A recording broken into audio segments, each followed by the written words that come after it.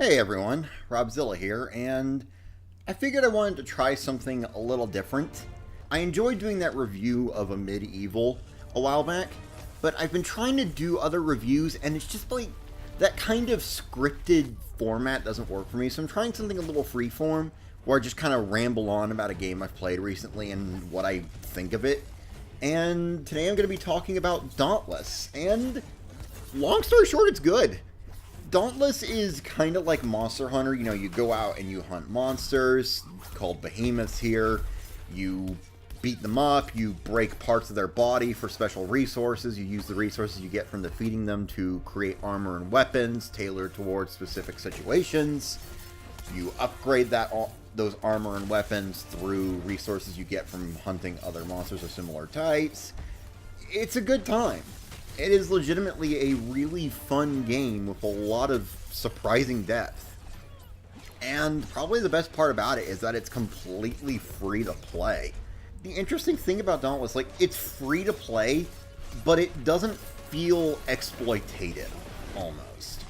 I mean, yeah, sure, you've got some instances of things that, like, you know, there are grab bags, you know, loot boxes, but those are for a specific kind of thing.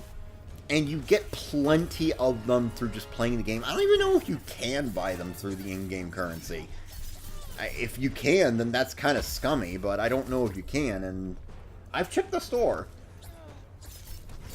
And you can get like a bunch of different varieties of them through playing the game. You know, you get them for achievements, you get them for reaching mastery ranks, or whatever they're called. I think that's what they're called, mastery ranks. It's usually what they're called in these kind of games. And it's just a good time. It really is. Now, I do have a couple of things about it that I don't like compared to, like, Monster Hunter World. First off, I wish that the patrols weren't so restrictive. See, okay, in Monster Hunter World, you can actually go out into the world, into a specific region, just kind of explore around and do your own thing for as long as you want. Sometimes that might involve collecting resources, sometimes that'll involve fighting monsters. It's completely up to you what you want to do.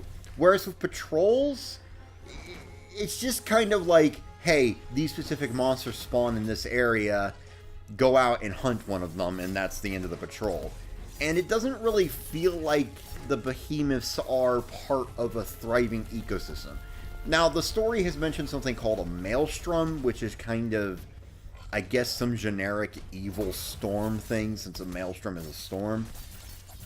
And I guess that's where the behemoths come from, but I kind of prefer Monster Hunter's approach of, oh, it's this living, breathing world, and these monsters are actually just animals in this world. They are a part of this world that you have to deal with. Instead of making the behemoths like the behemoths are just kind of like spawn of this generic evil force. And I don't know how I feel about that, but talking about the behemoths themselves, there are some really damn cool behemoths. I mean, I haven't fought all of them. Far from it. I am nowhere near the end game of this game, but I'm having a lot of fun.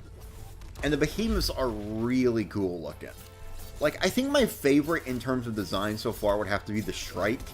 It's like this big, creepy owl thing you fight at night, and it has like this terrifying battle theme, and it's just such a fun fight.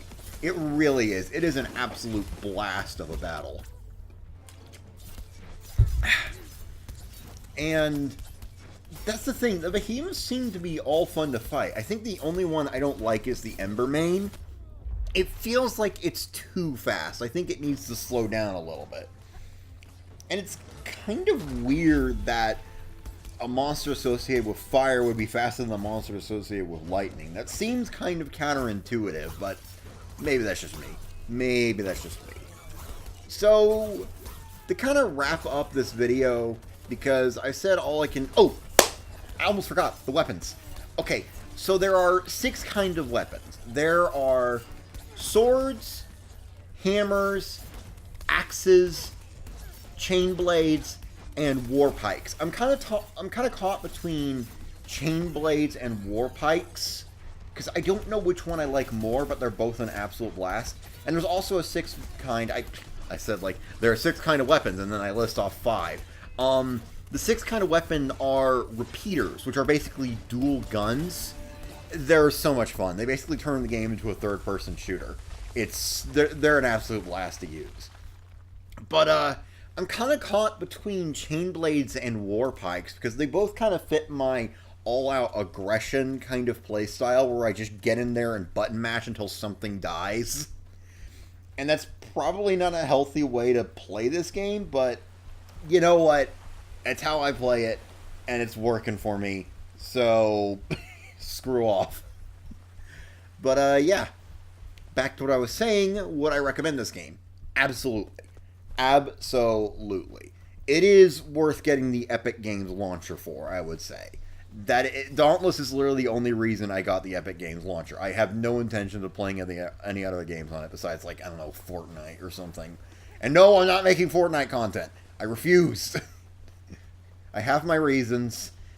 I'm just saying that before anyone goes, oh, you're going to make Fortnite content, aren't you? No. No, I have my reasons. It's a good game, but I have my reasons for not making content on it. Mostly because I don't particularly enjoy that kind of content, and I don't think I would enjoy making it. You know, it's not a good game for videos, you know? But that's all I've got to say about Dauntless. It's a good game. You should definitely go pick it up if you can. It does a good job of explaining the basics and immersing you into the experience, and it does a good job of making sure you're prepared for any given situation. And it does a good job of communicating, you know, what the recommended levels of power for your weapons and armor should be for a given mission. But, yeah. So, again, this is a freeform kind of rambling thing. It's not really an in-depth review. I'm just kind of talking about it like, as things come to me.